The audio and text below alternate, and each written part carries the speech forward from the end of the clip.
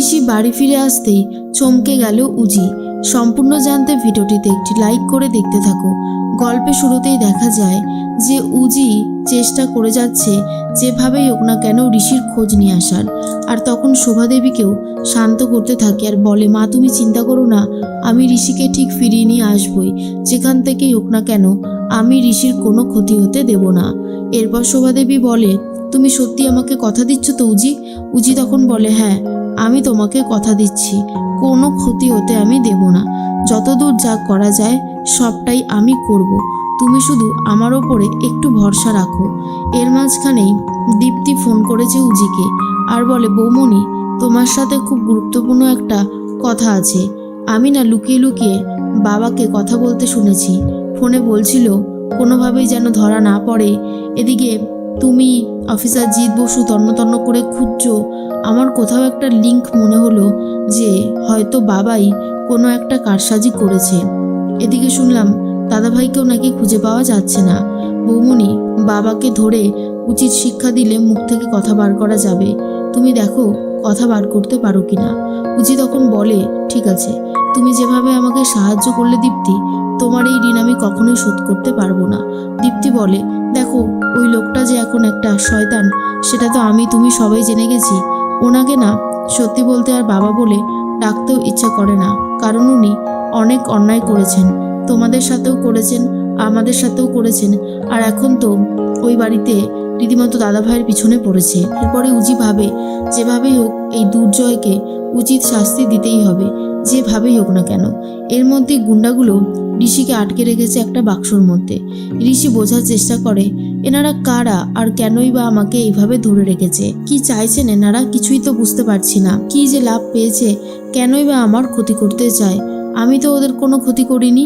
তার মধ্যেই জিতের সাথে ফোনে কথা বলতে থাকে উজি। জিজ্ঞেস করে কোনো রকমের কোনো খবর পাওয়া গেল কিনা। এরপরেই জিৎ বলে, খবর মোটামুটি পাওয়া যাচ্ছে, ওই গাড়িটা টোল ট্যাক্স থেকে বেরিয়েছে আর বেলেঘাটার পাশে উধাও হয়ে গেছে। তবে আমরা সার্চ করছি, দেখছি কত তাড়াতাড়ি গাড়িটাকে ধরা যায়। আপনি একদম চিন্তা করবেন না। উজি বলে, যেভাবেই হোক না কেন ঋষিকে খুঁজে বার করতেই হবে স্যার। তার মধ্যেই ঐশী ঋষির অনুপস্থিতিতে নিজে নিজেই বিজনেসের সমস্ত দায়িত্ব নিতে থাকে। যা দেখার পর উজির মনে হয়েছে এটা বাড়াবাড়ি ছাড়া আর কিচ্ছু নয়। কেন যে ঐশী এটা করছে তাই সাবধান করে বলে দেয়, তোমার ভাই এখন নেই আর এই বিজনেসের একটা এথিক্স আছে, তুমি দুদিন ঢুকতে না ঢুকতেই এই এথিক্সগুলো কেন নষ্ট করছো? এতে তো তোমার ভাইয়ের বদনাম হবে, তোমার কি সেটা ভালো লাগবে? ঐশী তখন বলে, এই শোনো, তুমি কি ভেবেছো বলো তো? তোমার যা ইচ্ছা তাই বলে যাবে? একটা কথা মাথার মধ্যে ঢুকিয়ে নাও, এই বিজনেসটা আমাদের, তাই আমার যা ইচ্ছা আমি তাই করতে পারি, তুমি বলার মতন কেউ না।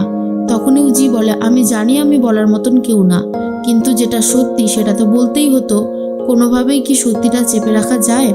ঐশী বুঝতে পারে যে যেভাবেই হোক না কেন তাকে এই বিজনেসটা পরিচালনা করতেই হবে। এরপরেই দুর্জয় ঘোষালকে তুলে নিয়ে গেছে উজি আর গিয়ে জিজ্ঞাসাবাদ করতে থাকে। বলে, চুপচাপ বলে দিন কেন ঋষি ব্যানার্জিকে এইভাবে গুন্ডাদেরকে দিয়ে তুলিয়ে নিয়েছেন, চুপ করে থাকবেন না, উত্তর দিন। দুর্জয় তখন বলে, আমি কিছু জানি না, আমার লয়ার এক্ষুনি চলে আসবে, তারপর যা কথা বলার সেই বলবে। উজি তখন বলে, আপনি জেনে শুনে মিথ্যে কথা বলছেন কেন মেশো? আপনি তো জানেন যে ঋষি মায়ের কতটা কাছে রয়েছে, মায়ের প্রাণ, এইভাবে আপনি ঋষির কোনো ক্ষতি করতে পারবেন না। দুর্জয় বলে, কোনো প্রমাণ আছে কি যে ক্ষতি করছি বা করতে পারি?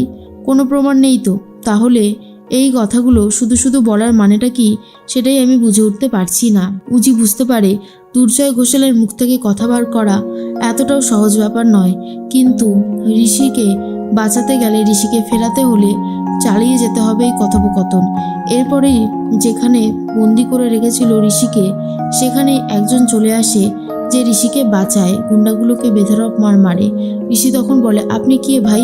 আপনাকে তো চিনি না, আপনি কি আমাকে চেনেন? তখনই সে বলে, এত কথা বলার সময় এখানে নেই, আমাদেরকে এখান থেকে ঝটপট করে বেরোতে হবে। আমরা যদি বেরোতে না পারি তাহলে কিন্তু আমরা ফেঁসে যাব। আর আমার কাছে তেমন কিছু নেই যে এতগুলো মানুষকে আটকে আপনাকে বাঁচাতে পারবো। এরপর ঋষিকে সেখান থেকে নিয়ে চলে যায়। অন্যদিকে কিছুক্ষণ পরে জিৎ বসুরা ঢুকে পড়েছিল, কিন্তু জিৎ বসুরা এসে ঋষিকে পায় না। স্বাভাবিকভাবে ঋষি তো বেরিয়ে গেছে, কিন্তু গুন্ডাগুলোকে খুঁজে পায় আর বলে আমাদেরকে ইমিডিয়েটলি ঋষি কোথায় সেটা খুঁজে বার করতে হবে। পুরো বিষয়টা উজিকে ফোন করে জানিয়ে দেয় অফিসার আর বলে আমরা দেখছি কতদূর কি করতে পারি, আপনি একদম ভাববেন না। উজি ভাবতে শুরু করে। খেয়া তখন বলে কি হয়েছে বৌমণি, মনে হচ্ছে তুমি কিছু নিয়ে একটা টেনশন করছো।